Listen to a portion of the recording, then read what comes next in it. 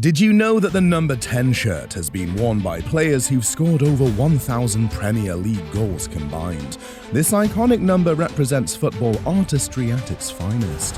From spectacular long-range strikes that defy physics to magical moments that decided championships, these creative geniuses transformed matches with a single touch. Their brilliance captures the passion that defines the beautiful game, creating memories that still resonate with fans today. But who truly stands above the rest? Our definitive ranking settles this enduring debate once and for all. Anfield falls silent as Phillipe Courtinho stands over the ball 30 yards from goal against Southampton. The angle seems impossible, tight against the touchline with a wall of defenders between him and the far corner. What happens next defies logic, a strike of such precision and curve that it leaves Fraser Forster rooted to the spot as it nestles in the top corner. When Liverpool paid Inter Milan £8.5 million for the Brazilian in 2013, few expected such wizardry. The slight 20-year-old showed only flashes of potential amid inconsistent performances, needing time to adapt to English football's physicality.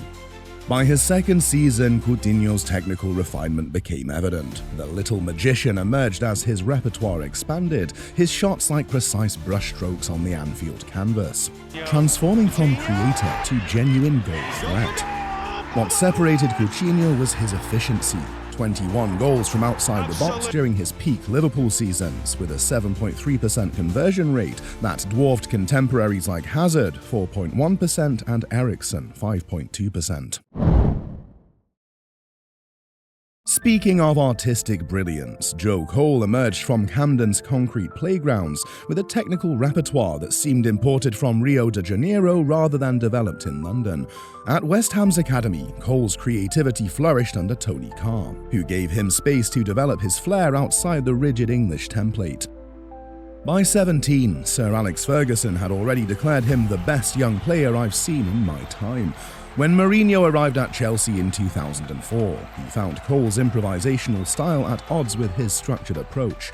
Joe can be a brilliant player, but he has to improve tactically, Mourinho stated after a Liverpool match. This tension created a fascinating evolution. Cole developed discipline while preserving his creative spark. His defining moments captured his essence. The audacious backheel volley against Manchester United that left Van der Sar frozen in disbelief. The perfect chest control and volley for England at the 2006 World Cup. The ballet-like dribble and finish against Manchester City.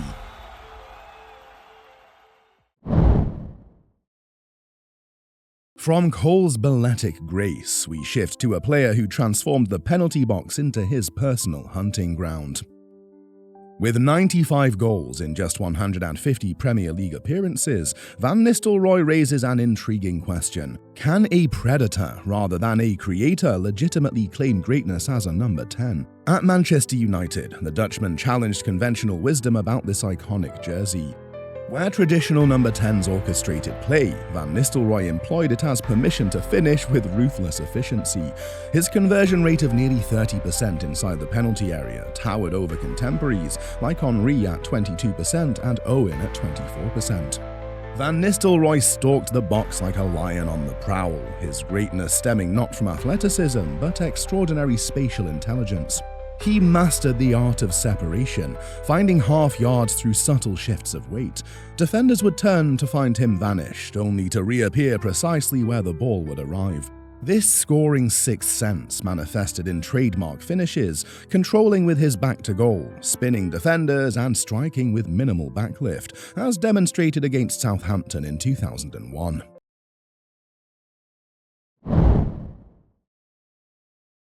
The evolution of the number 10 took its fascinating turn with a player initially dismissed as just another English striker. While traditional playmakers orchestrated from behind, Harry Kane blurred the lines between creator and finisher in ways the Premier League had never witnessed before. After loans at Leyton Orient, Millwall, Norwich and Leicester, Kane finally broke through at Tottenham. His transformation from positional poacher to complete forward culminated in the 2020-21 season with that memorable Southampton match where 4 assists to Son demonstrated their telepathic understanding. Kane ended that season with both the Golden Boot, 23 goals, and Playmaker Award, 14 assists, a Premier League first. He is England and Tottenham's all-time leading goalscorer and is currently the second most prolific Premier League forward of all time. What makes Kane unique is his positional intelligence. Unlike traditional number 10s, he masters dropping between defensive lines, averaging 0.31 expected assists per 90 minutes, nearly double conventional strikers. His pass completion in the final third, 78%, rivals dedicated playmakers, all while maintaining 0.68 goals per game. If Kane represents the forward's interpretation of the number 10, Paul Scholes embodies its cerebral essence. He began his Manchester United career as an attacking midfielder who netted 20 goals in the 2002-2003 season. His genius fully emerged when he retreated deeper into midfield, orchestrating play with remarkable vision. Scholes mastered football's subtle arts. His one-touch passing carried geometric precision, like the first time 40-yard diagonal ball against Milan in 2007 that split 7 defenders. The best central midfielder of the last 20 years, Xavi Hernandez would later call him. His shooting technique was equally devastating, catching the ball on the half volley against Bradford and Barcelona without breaking stride. Zinedine Zidane, after facing Scholes in crucial European encounters, offered his own assessment. My toughest opponent? Scholes. He's almost untackleable and his passing range defies logic. When David Silva first stepped onto English soil, many pundits predicted the Premier League's physicality would overwhelm his 5'7" frame. What they couldn't measure was the immense influence this unassuming figure would exert over the next decade. Manchester City paid £24 million to secure Silva from Valencia in 2010, after his World Cup triumph with Spain. Despite this pedigree, the British media remained sceptical, with The Guardian labelling him too lightweight, while The Telegraph questioned if he could handle English football's demands. Silva silenced these doubts by developing what teammates called 360-degree vision, an awareness that allowed him to thrive in congested areas. Against Manchester United in the 6-1 demolition at Old Trafford, he completed 27 final third passes with surgical precision. Over 10 years at City, Silva created 792 chances, more than any player during that span. His 85.2% pass completion rate in opposition territory surpassed contemporaries like Ozil at 79.8% and Mata 81.3%, while collecting 4 Premier League titles across 436 appearances. While Silva mastered the art of the perfect pass, our next player specialized in something far more audacious, making defenders look utterly helpless with a single touch. At Stamford Bridge in 2018, Eden Hazard collected the ball near the halfway line against West Ham, slalomed past 5 defenders like they were mere pylons in his personal obstacle course, and calmly finished into the bottom corner. When Chelsea acquired the Lille phenomenon in 2012, they were investing in pure artistry. Fresh from consecutive Ligue 1 Player of the Year awards, Hazard arrived to continue the creative legacy left by Zola and Mata, but with his own mesmerizing style. What set Hazard apart was his dribbling wizardry. 909 successful dribbles between 2012 and 2019, towering 152 above any Premier League rival, with a staggering 61.2% success rate. Arsenal's entire team once resorted to fouling him 9 times in a single match, yet still watched helplessly as he scored twice. If Hazard's brilliance was measured in defenders left behind, our next number 10's greatness can be quantified in something far more definitive: the milliseconds between his touch and the net rippling.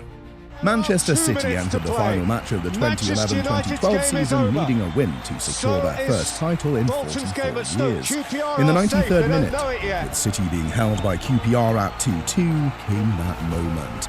The commentary captured the exact second when Sergio Aguero, with one swing of his right boot, changed the club forever.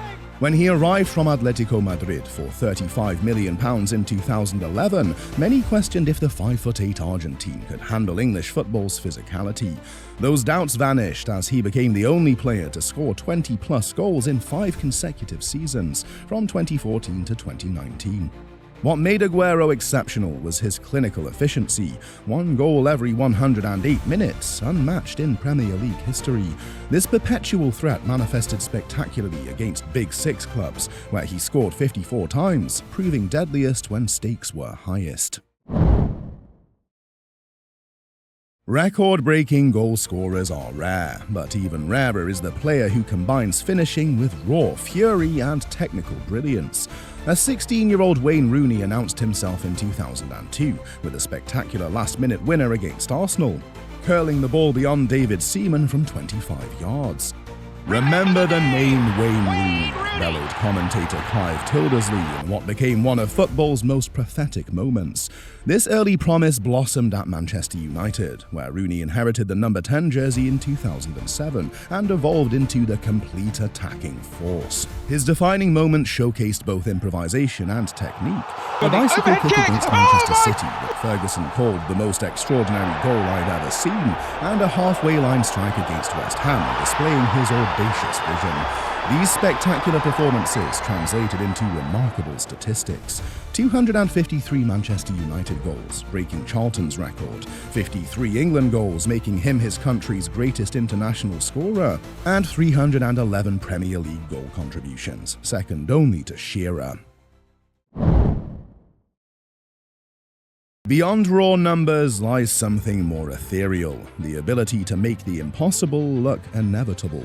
When Denis Bergkamp received the ball against Newcastle in 2002, what followed was a moment when football became something entirely different. Bergkamp's 1995 Arsenal arrival came after a turbulent spell at Inter Milan.